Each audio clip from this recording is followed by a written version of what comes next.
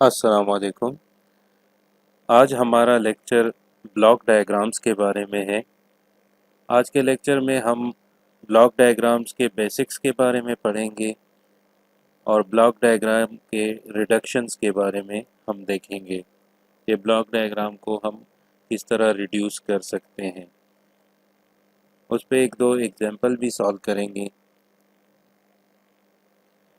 तो सबसे पहले देखते हैं कि एक ब्लॉक डायग्राम क्या होता है। ब्लॉक डायग्राम हमारे पास एक कंट्रोल सिस्टम का पिक्टोरियल रिप्रेजेंटेशन होता है जिसमें हर एक कंपोनेंट के फंक्शन को रिप्रेजेंट किया होता है कि वो क्या फंक्शन परफॉर्म कर रहा है या सिग्नल के साथ वो क्या ऑपरेशन परफॉर्म कर रहा है। जिस तरह आप लोगों को यहाँ पे नज़र आ रहा है, ये जो जी ऑफ एस है ये एक कंपोनेंट को रिप्रेजेंट कर रहा है, ये उसके ट्रांसफ़र फंक्शन को रिप्रेजेंट कर रहा है।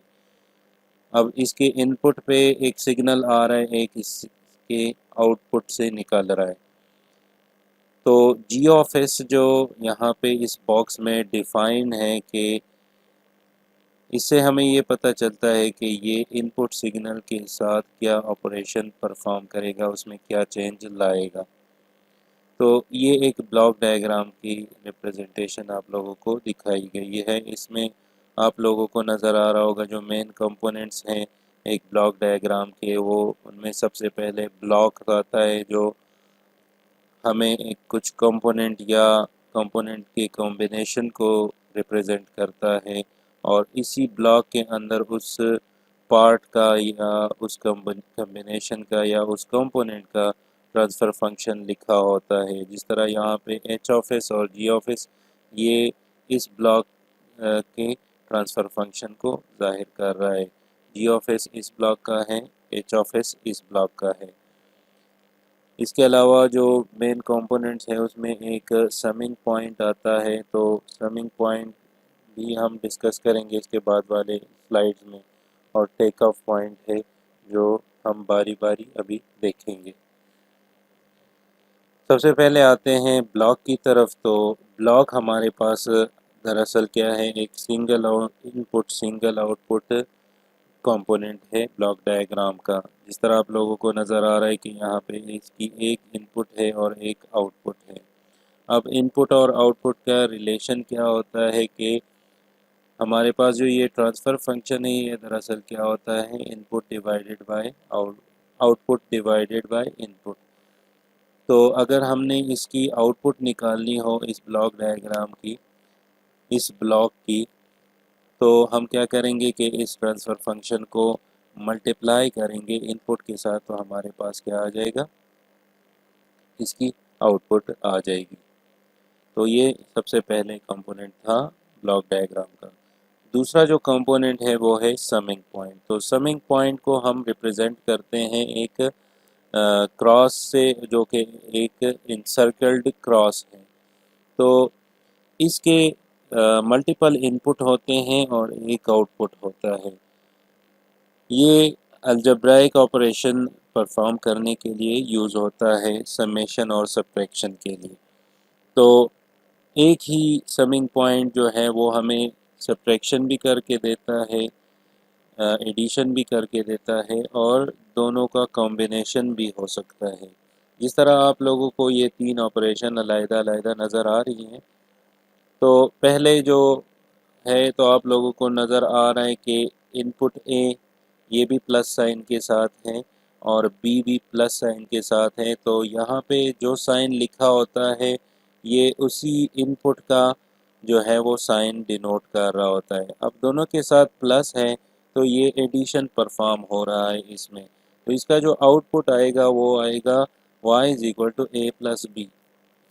अब अगर दूसरे केस को हम देखें तो आप लोगों को नज़र आ रहा है कि यहाँ पे b के साथ माइनस साइन है।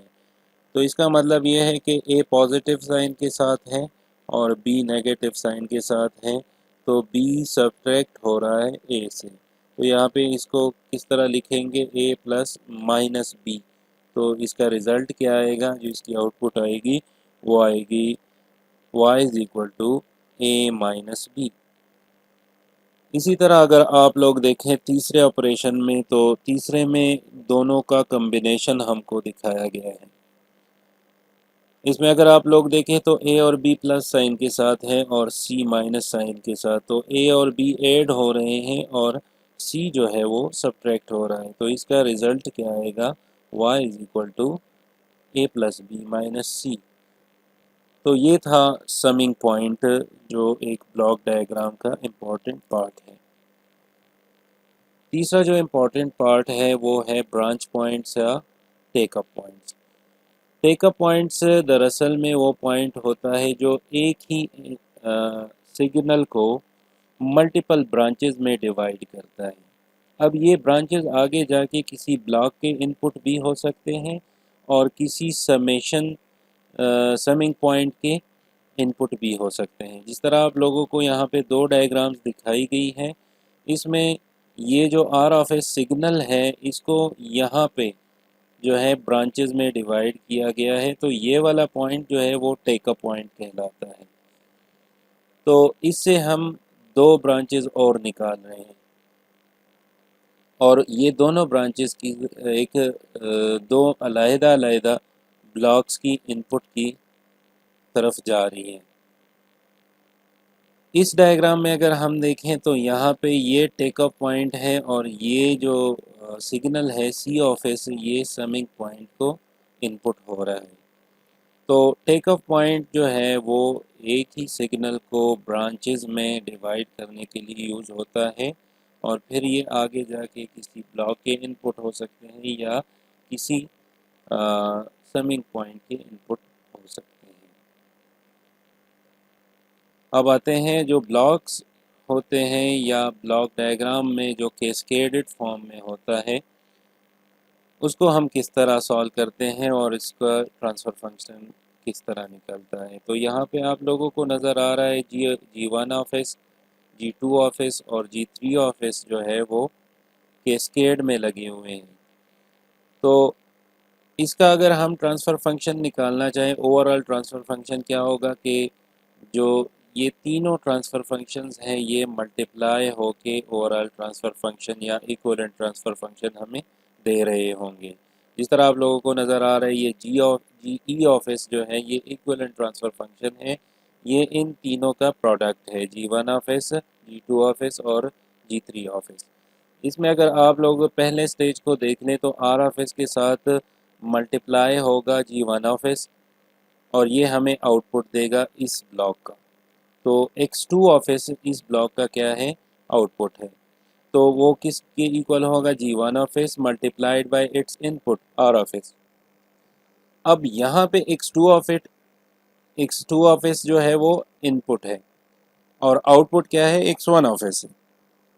तो x1 ऑफ एस क्या होगा, इस x2 ऑफ एस के साथ ये g2 ऑफ एस जो है वो मल्टीप्लाई होगा और x2 ऑफ एस बजाते खुद एक प्रोडक्ट है g1 ऑफ एस और r ऑफ एस का।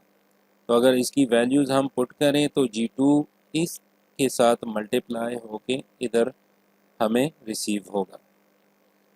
अब इस x1 ऑफ एस के साथ ये g3 ऑफ एस मल्टीप्लाई होगा और हमें c ऑफ एस जो आउटपुट है इस ब्लॉक डायग्राम का वो देगा। तो जी थ्री ऑफ एस जो है वो मल्टीप्लाई हो जाएगा G1 of S, G two of S और आर ऑफ एस के साथ और हमें ये जो है ये वाली चीज़ आउटपुट में मिल जाएगी।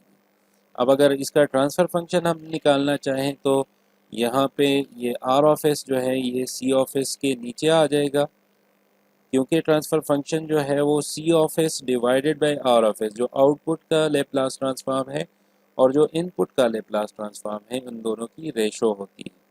तो इसको अगर हम इस साइड पे ले जाएं तो हमारे पास ये तीनों ट्रांसफ़र फंक्शन के प्रोडक्ट फॉर्म में यहाँ पे रह जाएंगे। तो इसका इक्विवेलेंट ट्रांसफ़र फंक्शन क्या होगा, G one of S, G two of S, जी3 ऑफ एस, इन तीनों का प्रोडक्ट होगा। तो जो भी हमें कैस्केड ब्लॉक्स नज़र आएंगे अगर हम उनको एक ब्लॉक में रिप्रेजेंट करना चाहें, जिस तरह यहाँ पे फिगर बी में आप लोगों को नज़र आ रहा है, इन तीनों ब्लॉक्स को एक ही ब्लॉक में रिप्रेजेंट किया गया है और इन तीनों का जो इक्विवेलेंट ट्रांसफ़र फंक्शन है जो कि इन तीनों का प्रोडक्ट है वो इस ब्लॉक में लिखा गया है। तो अगर हमें ब्लॉक रिडक्शन में कैस्केड फॉर्म नज़र आएगा तो हम इसको इस तरह सॉल्व करेंगे, इन तीनों को एक ही ब्लॉक बनाएंगे और इन तीनों का इक्विवेलेंट ट्रांसफ़र फंक्शन उस एक ब्लॉक में लिख लेंगे। अब आते हैं पैरेलल फॉर्म की तरफ। तो पैरेलल फॉर्म हमारे पास क्या होता है कि पैरेलल में कुछ ब्लॉक्स लगी हैं, ये टेकअप पॉइंट है R1 R ऑफ एस का, इससे 3 ब्रांचेस निकल रही हैं और ये 3 ट्रांसफ़र फंक्शन से गुज़र के इस समिंग पॉइंट की तरफ आ रही है। तो अगर हमने इसका इक्विवेलेंट ट्रांसफ़र फंक्शन निकालना है तो सिंपली हमने क्या करना होगा कि इन तीनों को सम अप करना होगा या सब्ट्रैक्ट करना होगा। जो भी इधर साइन होगा हम उसके मुताबिक इसको सम करेंगे या सब्ट्रैक्ट करेंगे। इधर दोनों लिखे हुए हैं, जनरलाइज्ड फॉर्म लिखा हुआ है, दोनों हो सकते हैं, प्लस भी हो सकता है माइनस भी हो सकता है, लेकिन दोनों एक एट अ टाइम नहीं हो सकते। यहाँ पे आप लोगों के समझाने के लिए ये जनरल फॉर्म लिखा हुआ है। तो इनका जो इक्विवेलेंट ट्रांसफ़र फंक्शन होगा वो इन तीनों ट्रांसफ़र फंक्शन का क्या होगा, सम होगा। अगर आप लोग यहाँ पे देखें तो ये जो सी ऑफ एस आउटपुट है, ये इन तीनों से इनपुट को कॉमन लिया है आर ऑफ एस को, और इन तीनों ट्रांसफ़र फंक्शन का सम इधर नज़र आ रहा है। तो अगर हम इससे इक्विवेलेंट ट्रांसफ़र फंक्शन निकालना चाहे तो आर ऑफ एस को हम सी ऑफ एस के नीचे इधर ले आएंगे तो ये हमारे पास ट्रांसफ़र फंक्शन बन जाएगा। ये इसको हम डिनोट करते हैं जी ई ऑफ एस से। तो हमारे पास G E of S equal होगा plus minus G one of S plus minus G two of S plus minus G three of S. इधर हर एक के साथ अपना साइन होगा, जो इस एरो के हेड पे साइन होगा वही साइन इधर आप लोगों को नज़र आएगा। तो इनको हम अगर एक ब्लॉक में रिप्रेजेंट करना चाहें तो किस तरह करेंगे, एक ब्लॉक बनाएंगे और इन तीनों का जो इक्विवेलेंट ट्रांसफ़र फंक्शन होगा वो इस ब्लॉक में लिख लेंगे। तो ये हमारे पास एक ब्लॉक में कन्वर्ट हो जाएगा। अब आते हैं फीडबैक फॉर्म की तरफ। तो यहाँ पे आप लोगों को नज़र आ रहा है इस फिगर में, ये एक फीडबैक फॉर्म हमको रिप्रेजेंट कर रहा है, क्योंकि ये आउटपुट जो है वो फीडबैक हो रहा है इस ब्लॉक की इनपुट पे और यहाँ पे सम हो रहा है इनपुट के साथ। इसका अगर हम इक्विवेलेंट ट्रांसफ़र फंक्शन निकालना चाहें तो इसको हम स्टेप वाइज करेंगे। ये जो फाइनल फॉर्म आ रही है ये किस तरह आ रही है, अब यहाँ पे आउटपुट हमारे पास है सी ऑफ एस। ये सी ऑफ एस क्या है, मल्टीप्लिकेशन है G of S multiplied by E of S का। तो इसको हमने लिख लिया C of S is equal to G of S into E of S. अब ये ई ऑफ एस क्या है, ई ऑफ एस हमारे पास है आर ऑफ एस। अगर यहाँ पे हमारे पास लेट सपोज हम इसको कंसिडर कर रहे हैं कि यहाँ पे हमारे पास माइनस है, यहाँ पे हमारे पास क्या है, माइनस है। इस प्लस को अगर हम ख़त्म कर दें यहाँ पे सिर्फ माइनस रह जाएगा। तो ये एच ऑफ एस माइनस हो रहा है आर ऑफ एस से। तो यहाँ पे आप लोगों को नज़र आ जाएगा कि ई ऑफ एस की जगह हमने R of S minus H of S into C of S. यहाँ पे जो सिग्नल आ रहा है वो क्या है, ये सी ऑफ एस इस एच ऑफ एस के साथ मल्टीप्लाई हो रहा है और इससे सब्ट्रैक्ट हो रहा है। इसको हमने माइनस कंसिडर कर लिया, प्लस भी हो सकता है माइनस भी हो सकता है, इस केस में हम माइनस ले रहे हैं। तो यहाँ पे क्या हो जाएगा, ई ऑफ एस इक्वल है R of S minus H of S into C of S. इसको हमने मल्टीप्लिकेशन में लिख लिया जी ऑफ एस के साथ। अब अगर इस जी ऑफ एस को हम अंदर मल्टीप्लाई कर दें तो ये G of S R of S minus G of S H of S C of S. अब नेक्स्ट स्टेप में हम क्या करेंगे कि इस वाले टर्म को हम दूसरी साइड पे ले आएंगे जिसमें सी ऑफ एस नज़र आ रहा है। तो सी ऑफ एस वाली टर्म एक साइड पे आ गई इधर। इस साइड पे क्या रह गया, ये G of S R of S right hand side पे रह गया। नेक्स्ट स्टेप में हम इन दोनों से कॉमन ले लेंगे सी ऑफ एस को। तो यहाँ पे क्या रह जाएगा, इधर वन रह जाएगा और यहाँ पे G of S H of S रह जाएगा।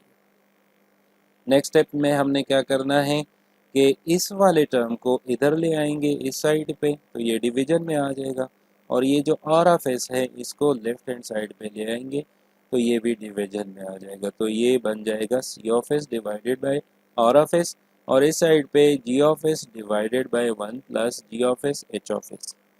तो अगर आप लोगों ने एक बात नोट की हो, हमने यहाँ पे ये जो एच ऑफ एस से आउटपुट निकल रही है इसको हमने माइनस कंसिडर किया था, तो इधर हमारे पास क्या आया है, प्लस साइन आया है। ट्रांसफ़र फंक्शन में हमारे पास क्या आ रहा है, प्लस साइन आ रहा है।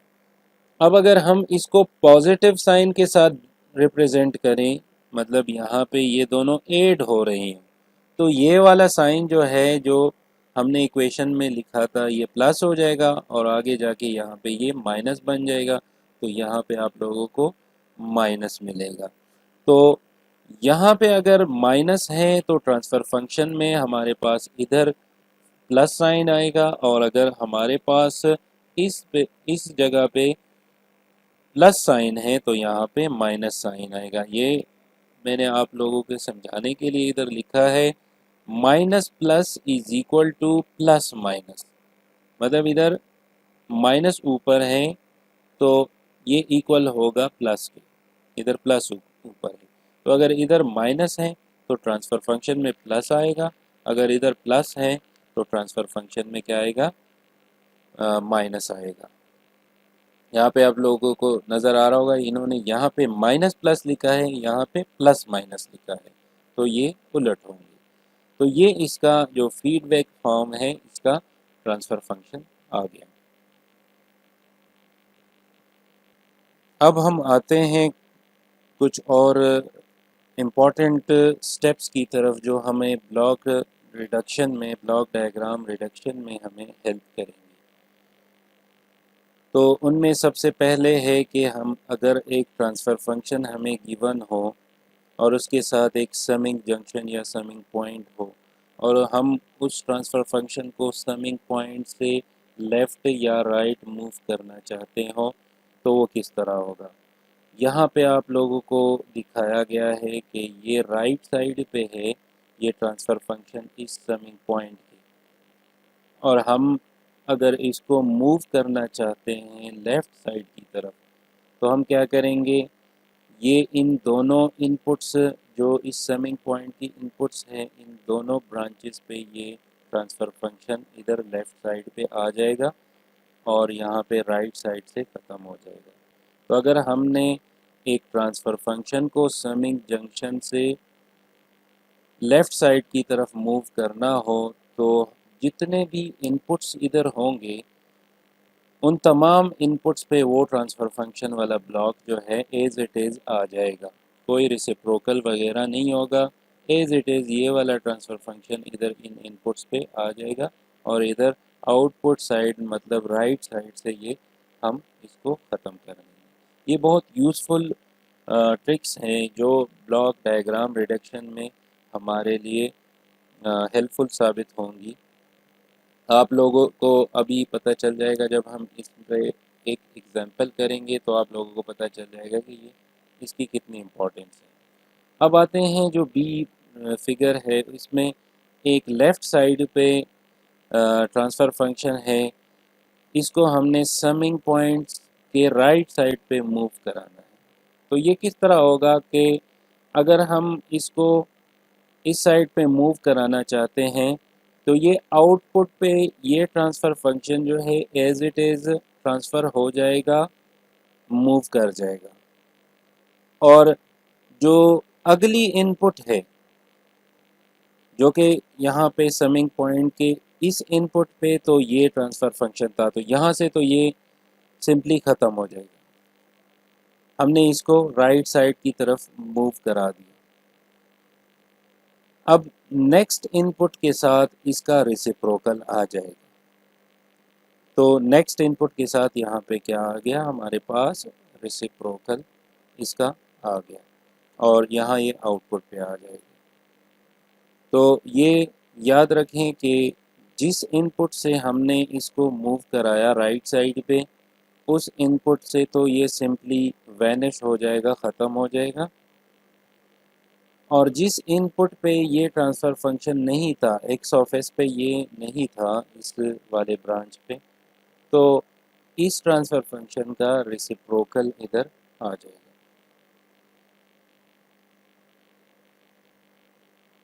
अब अगर हमने ट्रांसफ़र फंक्शन को जो टेकअप पॉइंट है या पिकअप पॉइंट है या जिसको हम ब्रांच पॉइंट भी कहते हैं, उससे अगर हमने इस ट्रांसफ़र फंक्शन को लेफ़्ट या राइट मूव कराना हो तो वो किस तरह होगा। तो अगर आप लोगों को यहाँ पे नज़र आ रहा है, ये एक ट्रांसफ़र फंक्शन है जिसको हमने मूव कराना है लेफ़्ट साइड पे, इस टेकअप पॉइंट के लेफ़्ट साइड पे मूव कराना है, तो ये इधर आ जाएगा लेफ़्ट साइड पे। अब जो जिस ब्रांच पे ये ट्रांसफ़र फंक्शन लाई कर रहा था, उस ब्रांच पे हम कुछ भी नहीं लिखेंगे। जो बाकी दो ब्रांचेज़ हैं जिस पे ये लाई नहीं कर रहा था, उन पे इसका रेसिप्रोकल इधर आ जाएगा, 1/g(s), 1/g(s). मतलब ये रेसिप्रोकल क्यों आते हैं, इस का इफ़ेक्ट अब इन जो कलेक्टिव इनपुट है उस पे आ गया, तो उसको निगेट करने के लिए, ख़त्म करने के लिए या कैंसिल आउट करने के लिए ये रेसिप्रोकल इधर आ जाएंगे। मतलब जो इस सर्किट का इफ़ेक्ट होगा वही इस सर्किट का इफ़ेक्ट होगा, इस सर्किट की जो भी आउटपुट आएगी वही इसकी आउटपुट। तो हम आउटपुट को चेंज नहीं कर रहे हैं, बल्कि ब्लॉक्स को इस तरह मूव कर रहे हैं कि आउटपुट जो है उस पर कोई असर ना पड़े। अब अगर लेफ़्ट साइड पे हमारे पास एक टेकअप पॉइंट है, इसके लेफ़्ट साइड पे एक ट्रांसफ़र फंक्शन है, इसको हमने राइट साइड पे मूव कराना है, तो वो किस तरह होगा कि ये सिंपली जितने भी इस टेकअप पॉइंट से ब्रांचेस निकलनी है, उन सारे ब्रांचेस पे ये ट्रांसफ़र फंक्शन अलग-अलग इधर आ जाएगा।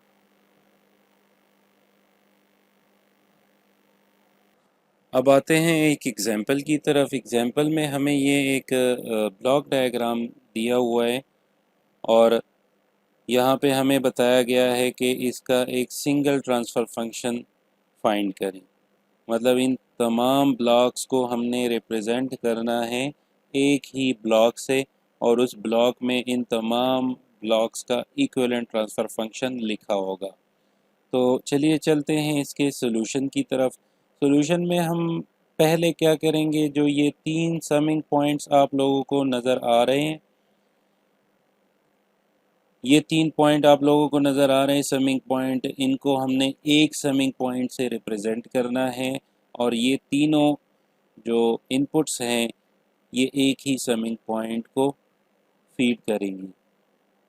तो यहाँ पे आप लोग इस डायग्राम में देख सकते हैं कि उन 3 समिंग पॉइंट को हमने एक समिंग पॉइंट से रिप्रेजेंट कर लिया, और जो तीनों अलग-अलग इनपुट हैं वो अपने प्लस माइनस साइन के साथ इसको फीड हो रही है। इस स्टेप के बाद अगर आप लोग इस सर्किट को एनालाइज करें तो यहाँ पे ये दो कैस्केड में बन रही है और ये 3 ब्लॉक्स जो है ये पैरेलल में बन रही है। तो हमने जो कैस्केड और पैरेलल के लिए फार्मूले पढ़े थे और उसका तरीका पढ़ा था कि उसको किस तरह हम एक ट्रांसफ़र फंक्शन में लिखेंगे, तो अब हम वो वाला तरीका अप्लाई करके इसके इक्विवेलेंट ट्रांसफ़र फंक्शन लिख लेंगे। तो अगर आप लोग देखें तो इसको हमने एक ब्लॉक बना लिया, ये जो कैस्केड में है, और इसका जो इक्विवेलेंट ट्रांसफ़र फंक्शन होगा वो इन दोनों का प्रोडक्ट होगा। तो ये G2 of S G3 of S product form में उस ब्लॉक में हमने लिख लिए। अब इन तीनों को पैरेलल में लिखना है और अपनी अपनी साइन के साथ लिखना है। तो यहाँ पे ये क्या बन जाएगा, जो H1 ऑफ S है वो माइनस साइन के साथ है, जो H2 ऑफ S है वो प्लस साइन के साथ है, और जो H3 ऑफ S है वो माइनस साइन के साथ है। तो आप लोगों को नज़र आ रहा है कि H1 ऑफ S को हमने पॉजिटिव साइन के साथ लिखा है।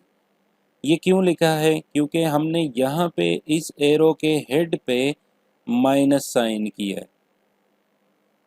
तो ये माइनस जब अप्लाई होगा इस ट्रांसफ़र फंक्शन पे, तो ये माइनस बन जाएगा, ये प्लस बन जाएगा और ये माइनस बन जाएगा। तो ये वाले साइन इधर फिर बन जाएंगे। लेकिन यहाँ पे हमने या प्लस लिखना है, अगर प्लस हमने लिखना है तो फिर इसके जो साइंस होंगे वो एज इट इज़ इधर हम लिख लेंगे। लेकिन यहाँ पे हम H1 को पॉजिटिव रिप्रेजेंट करना चाह रहे हैं, तो इधर हमने क्या लिख लिया, माइनस साइन लिख लिया, और यहाँ पे H1 के साथ प्लस लिख लिया, H2 के साथ माइनस और H3 के साथ प्लस लिख लिया। तो ये जो है हमारे पास जो पैरेलल ब्रांचेस थी उनको हमने एक ब्लॉक में लिख लिया और उनका इक्विवेलेंट ट्रांसफ़र फंक्शन जो है वो इस ब्लॉक में हमने लिख लिया। अब जो फाइनल स्टेप है वो क्या है, इस फीडबैक को हमने क्या करना है, एक ब्लॉक से रिप्रेजेंट करना है। और जब ये ब्लॉक हमारे पास एक बन जाएगा तो ये समिंग पॉइंट ख़त्म हो जाएगा और ये ये ब्लॉक उस ब्लॉक के साथ कैस्केड में आ जाएगा। अब इसको अगर हमने फीडबैक में लिखना है तो आप लोगों ने देखा होगा कि हमने फीडबैक फॉर्म के लिए फार्मूला डिराइव किया था कि जो ये ऊपर वाला ट्रांसफ़र फंक्शन है ऊपर वाले ब्लॉक का, ये एज इट इज़ इधर आ जाएगा डिवाइडेड बाय 1 प्लस माइनस। अब अगर इधर प्लस है तो यहाँ पे माइनस आएगा, अगर इधर माइनस है तो यहाँ पे प्लस आएगा। और उसके बाद प्लस माइनस के बाद ये जो ऊपर वाला ट्रांसफ़र फंक्शन है और ये जो नीचे ब्लॉक वाला ट्रांसफ़र फंक्शन है जो फीडबैक पाथ पे है, इन दोनों का प्रोडक्ट हमने लिखना है। तो ये वाला तरीका हम इधर भी यूज़ करेंगे इस एग्जांपल में। अगर आप लोग देखें तो जो ऊपर वाला ट्रांसफ़र फंक्शन है वो G2 of S G3 of S है, तो हमारे पास G2 of S G3 of S ऊपर आ गए। इस G1 ऑफ एस को इस स्टेप में इग्नोर कर लें। ये कैसे यहाँ पे आए, ये जब ये एक ट्रांसफ़र फंक्शन बन जाएगा तो ये इसके साथ कैस्केड में आ जाएगा, तो ये G1 ऑफ एस इसके साथ फिर मल्टीप्लाई हो जाएगा। तो अभी आप लोग सिर्फ इधर देखें कि हमने फीडबैक का ट्रांसफ़र फंक्शन लिखना है, तो वो क्या है कि G1 of S G3 of S ऊपर भी आ जाएगा, फिर नीचे क्या होगा 1 प्लस, यहाँ पे माइनस है तो हमने यहाँ पे क्या लिख लिया, प्लस लिख लिया। अब ये वाला ट्रांसफ़र फंक्शन मल्टीप्लाई होगा इस वाले ट्रांसफ़र फंक्शन के साथ, तो ये वाला ट्रांसफ़र फंक्शन मल्टीप्लाई हो रहा है इस नीचे वाले ट्रांसफ़र फंक्शन के साथ और ये हमें फीडबैक का ट्रांसफ़र फंक्शन दे रहा है। अब जब ये एक ब्लॉक बन गया तो ये ब्लॉक और ये ब्लॉक कैस्केड में आ गए, तो जो इक्विवेलेंट ट्रांसफ़र फंक्शन होगा वो क्या होगा, ये कैस्केडेड ब्लॉक इसके साथ मल्टीप्लाई हो जाएगा, तो यहाँ पे ये G1 ऑफ एस इस वजह से लिखा आ रहा है। तो ये हमारा जो फाइनल ट्रांसफ़र फंक्शन है और जो फाइनल ब्लॉक डायग्राम है वो ये बन गया। अब इस दूसरे एग्जाम्पल की तरफ आते हैं। दूसरे एग्जाम्पल में भी हमें एक ब्लॉक डायग्राम गिवन है और इसको हमने रिप्रेजेंट करना है एक सिंगल ब्लॉक से, और उस ब्लॉक में इस पूरे ब्लॉक डायग्राम का इक्विवेलेंट ट्रांसफ़र फंक्शन लिखा होगा। तो इस एग्जाम्पल को सॉल्व करने के लिए हम सबसे पहले क्या करते हैं, एक तो यहाँ पे हमारे पास ये एक फीडबैक नेटवर्क नज़र आ रहा है, हमने इसको फीडबैक वाले मेथड से एक ब्लॉक में कन्वर्ट करना है, ये G3 ऑफ एस और H3 ऑफ एस को। जो दूसरा काम हम करेंगे, ये जो G2 ऑफ एस है इसको इस टेकअप पॉइंट से लेफ़्ट साइड पे हम इसको ले आएंगे। तो जब हम इसको लेफ़्ट साइड पे लेके आएंगे तो यहाँ पे ये एज इट इज़ आ जाएगा और इस ब्रांच पे जिस पे ये नहीं है इस पे इसका रेसिप्रोकल आ जाएगा। ये किस तरह होगा, इस फिगर में आप लोगों को ये नज़र आ जाएगा। यहाँ पे देखें, जो एंड वाले दो ब्लॉक्स हैं ये G3 और GH, इसको हमने फीडबैक वाले तरीके से एक ब्लॉक में कन्वर्ट कर दिया। ये G3 of S divided by 1 plus G3 of S H3 of S. ये इसका इक्विवेलेंट ट्रांसफ़र फंक्शन आ गया। अब ये जो G2 ऑफ S है इसको हमने टेक अ पॉइंट से इस साइड पे लेफ़्ट साइड पे हमने इसको लिख लिया, और यहाँ इस दूसरे ब्रांच पे जो इसका पैरेलल है यहाँ पे नहीं लिखेंगे हम इसको, ये इधर आ गया, तो इसकी वजह से इस ब्रांच पे इसका रेसिप्रोकल आ जाएगा, जिस तरह आप लोगों को नज़र आ रहा है। ये G2 of S take a point से इस साइड पे आ गया, तो ये G2 ऑफ S, और यहाँ पे जो नेक्स्ट ब्रांच था इस पे इसका रेसिप्रोकल आ गया। अब इसके बाद हम एक तो ये काम करेंगे कि ये जो 1/G2 ऑफ S है ये पैरेलल में बन रहा है इस पाथ के, इस पे कुछ भी नहीं है तो यहाँ पे इसकी वैल्यू 1 है। अगर एक पाथ की वैल्यू गिवन नहीं है तो उसका गेन जो होता है वो क्या होता है, 1 होता है।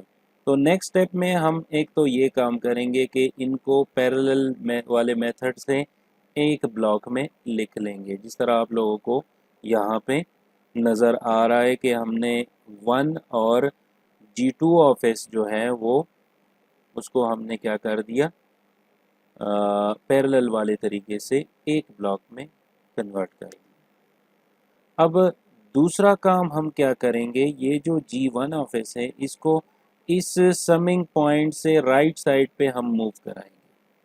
तो जब ये राइट साइड पे आएगा तो ये G1 ऑफ S इस G2 ऑफ S के साथ कैस्केड में आ जाएगा। तो यहाँ पे आप लोग देख लें, G1 ऑफ S और G2 ऑफ S कैस्केड में यहाँ पे आ गया। दूसरा काम जो हम करेंगे, G1 ऑफ इस साइड पे आ गया तो दूसरी ब्रांच पे इसका रेसिप्रोकल आएगा, तो यहाँ H2 ऑफ S के नीचे भी G1 ऑफ S आ जाएगा। तो यहाँ पे आप लोगों को नज़र आ रहा है G1 ऑफ S को हम राइट साइड पे ले आए तो ये दो ब्लॉक्स कैस्केड में बन गए, और यहाँ पे इसका रेसिप्रोकल आ गया। अब हमने क्या करना है, ये जो दोनों समिंग जंक्शन है इनको हमने एक समिंग जंक्शन में कन्वर्ट कर लेना है। तो वो किस तरह होगा, ये एक समिंग जंक्शन में कन्वर्ट हो गया।